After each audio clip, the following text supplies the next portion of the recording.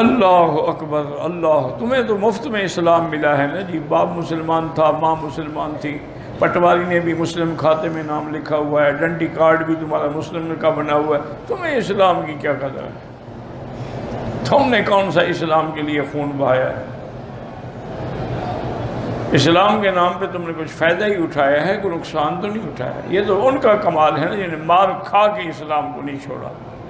حضور جب گزرے تو حضور کے آنسو مبارک نکل آئے۔ حضرت بلال نے کہا احد احد احد، حضور نے فرمایا بلال احد ینجی کا، صلی اللہ علیہ وسلم، فرمایا بلال وہی تمہیں چھڑائے گا۔ اللہ اکبر اللہ اکبر اللہ اکبر۔ اب دیکھیں یہ ایمان ہے، بلال تڑپ رہا۔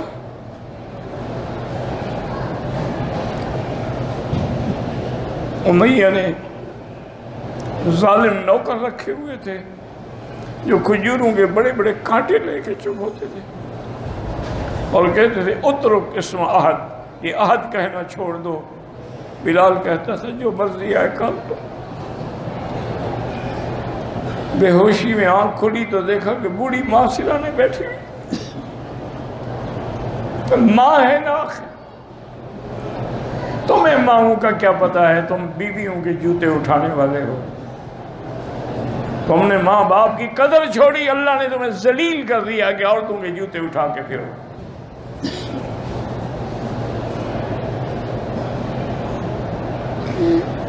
بلال کو ہوش آیا تو اماں نے کہا بلال میں بھی بیٹا مسلمان ہو چکی ہوں، میں نے بھی اسی نبی کا کلمہ پڑھ لیا ہے، لیکن جان بچانے کے لیے تم وقتی طور پہ انکار کر دو تاکہ ان ظالموں سے کچھ تو جان چھوٹے۔ تو حضرت بلال ہنس پڑے۔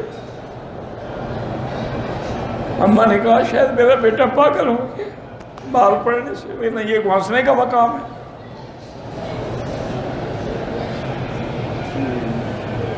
تو والدہ نے پوچھا بلال کیا بات ہے؟ انہوں نے کہا اماں آج مجھے یقین ہو گیا ہے کہ قریش ہار گئے اور بلال جیت گیا ہے۔ انہوں نے کہا وہ کیسے؟ انہوں نے کہا اگر ان میں طاقت ہوتی تو میری ماں کو سفارشی لے جاتے، ان کی قوت جواب دے گئی ہے، اس لیے میں خوش ہو رہا ہوں۔ تو بہرحال اللہ نے بلال کی دعا بھی سن لی کہ حضور جب آئے تو آپ نے ابو بکر کو بلایا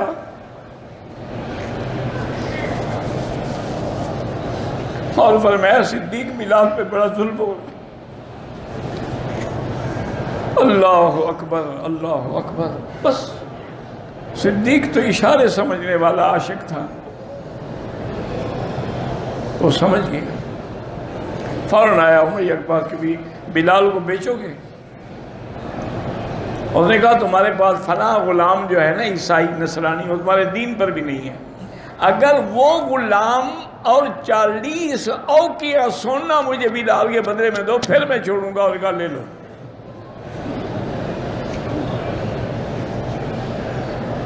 حضرت صدیق نے بلال کو آزاد کرایا۔ واہ بلال، سبحان اللہ، رضی اللہ عنہ۔ جب آزاد ہو کے آئے تو پتہ ہے بلال نے کیا پوچھا؟ انہوں نے کہا ابو بکر تم نے مجھے اپنے لیے خریدا ہے یا اللہ کے لیے؟